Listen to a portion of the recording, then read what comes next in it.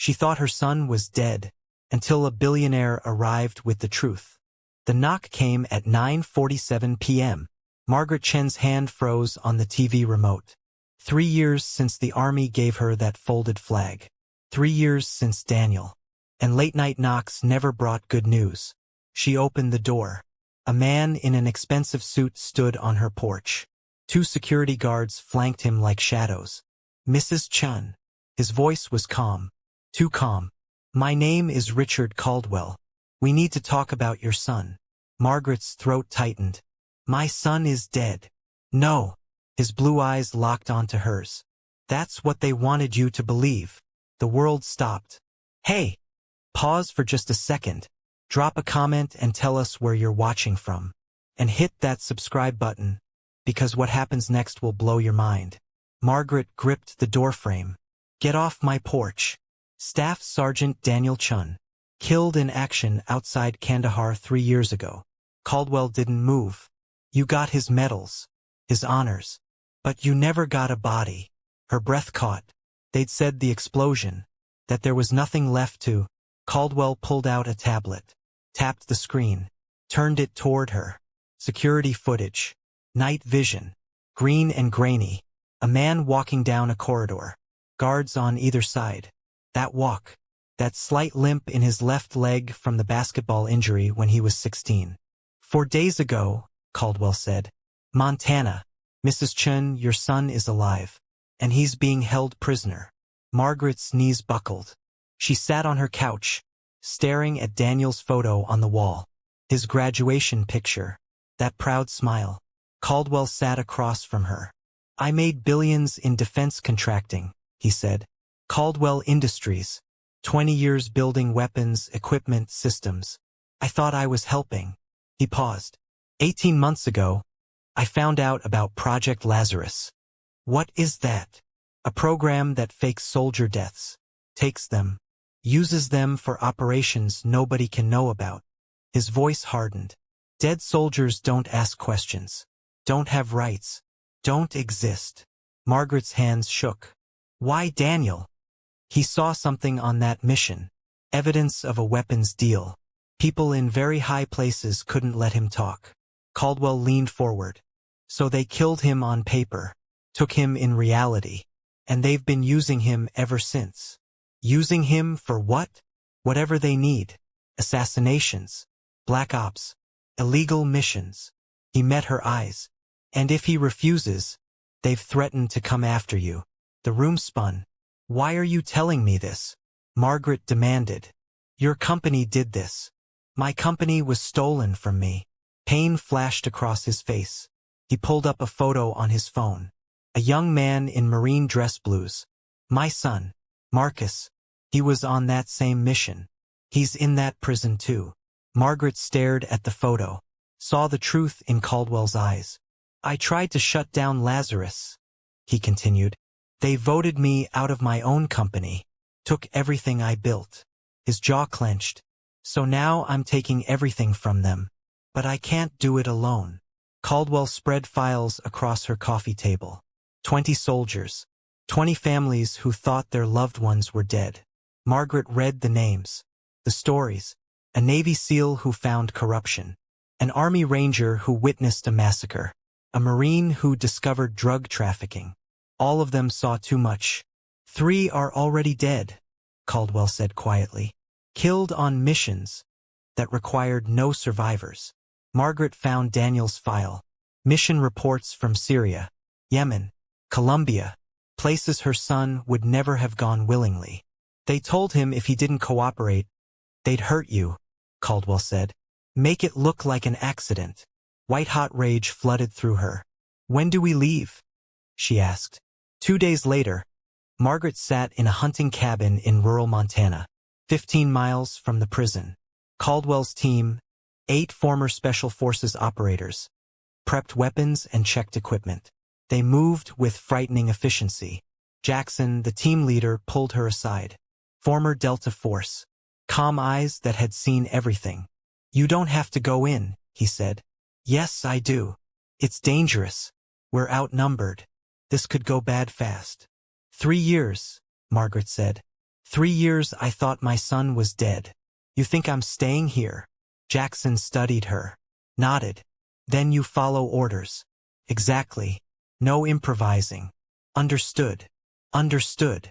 That night Margaret couldn't sleep. She wasn't a soldier. She was a 52-year-old hospice nurse from Ohio. But she was also Daniel's mother. And that was enough. If you're still watching right now, you're exactly the kind of viewer I love. Subscribe so I can keep giving you stories that touch your heart. Hit that bell so you never miss what happens next. They moved at 3 a.m. through a ravine using darkness and natural cover. The facility looked like an old ranch. Only the razor wire gave it away. Jackson's team bypassed cameras and took down the first guards silently. Margaret stayed between two operators, her heart hammering. Inside, the facility revealed itself. Concrete corridors. Reinforced doors. The smell of bleach and despair. Second floor, Caldwell whispered. 8 minutes until guard rotation. They moved fast. Encountered 2 guards at a checkpoint. Jackson's team handled them in seconds. Margaret forced herself not to look. Then they were there. A heavy door. Caldwell entered a code. The lock clicked. Inside were cells. Small rooms with reinforced doors and tiny windows. And faces. Hard, suspicious faces. Until one face saw Margaret. Mom! The word was barely a whisper. Margaret ran to the third door, pressing against the window. Daniel. Older. Scarred. Eyes that had seen hell. But Daniel. Hi, baby. Tears streamed down her face. We're getting you out. The doors opened one by one. 20 soldiers emerged, blinking in the harsh light. They looked at Caldwell's team with suspicion. This is another test, one said flatly. Some new game. It's not, Caldwell said. My name is Richard Caldwell. My company built this nightmare. And I'm here to tear it down. Bullshit. Another soldier spat. Nothing leaves this place. Daniel stepped forward. His eyes locked on Margaret's. Tell me something only you would know, he said. Margaret's mind raced. Your 8th birthday. You wanted a dog, but we couldn't afford one. So I saved for 3 months and bought you that stuffed German shepherd. You named him Captain. She smiled through tears. You slept with him every night. Even packed him when you deployed. Something broke in Daniel's face. The walls crumbled. Mom! His voice cracked. Mom, you can't be here. They'll kill you. They can try, Jackson interrupted. But we need to move. Now. The soldiers fell into formation. Years of training overriding years of imprisonment. They reached the first floor. Then alarms shrieked. Bullets tore through the air. They were pinned in a loading bay, trapped behind metal containers. This wasn't the plan, Caldwell shouted over gunfire. It's a trap, Daniel said coldly. They knew we were coming. A door opened across the bay. More guards poured through. And at their head, a man in a general's uniform. Silver hair. Cold smile. He raised his hand. The shooting stopped. Richard. His voice carried in the sudden silence.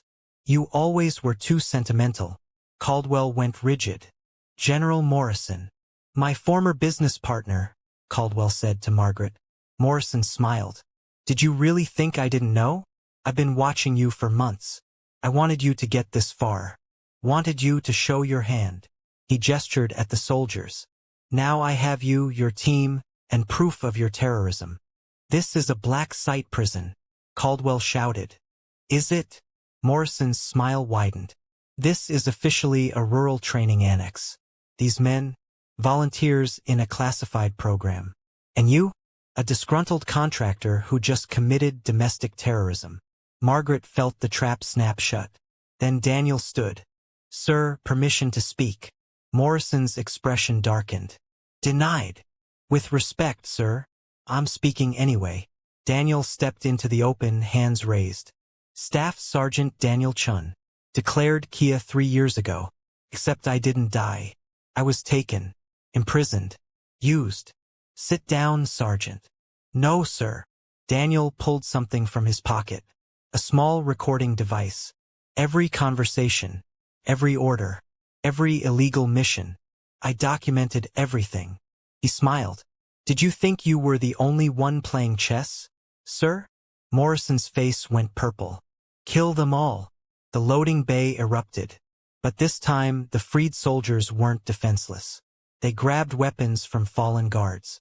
3 years of captivity hadn't dulled their training. Daniel dragged Margaret behind cover, his body shielding hers. Bullets pinged off metal, ricocheted off concrete.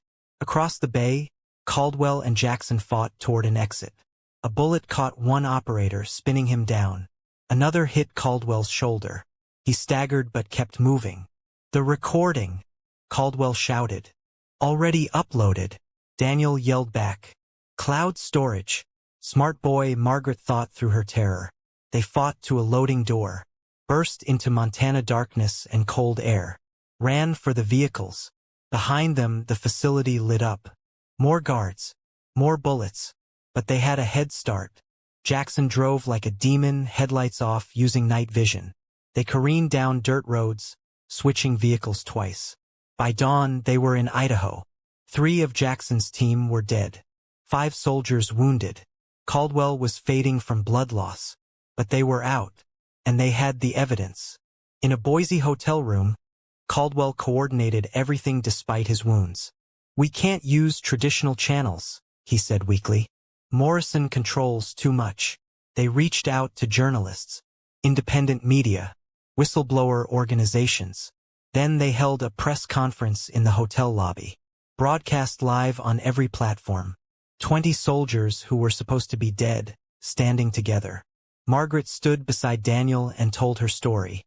A mother's grief, a mother's hope, a mother's rage. The video went viral in hours. Millions of views. Morrison tried to suppress it, called them deserters, liars, traitors. But the evidence was overwhelming. 3 days later, the FBI raided the Montana facility. Found it abandoned but still full of evidence. Arrests followed. Congressional hearings. Presidential statements. Morrison disappeared to a country without extradition. But the truth was out. 6 months later, Margaret stood in her backyard, watching Daniel plant tomatoes.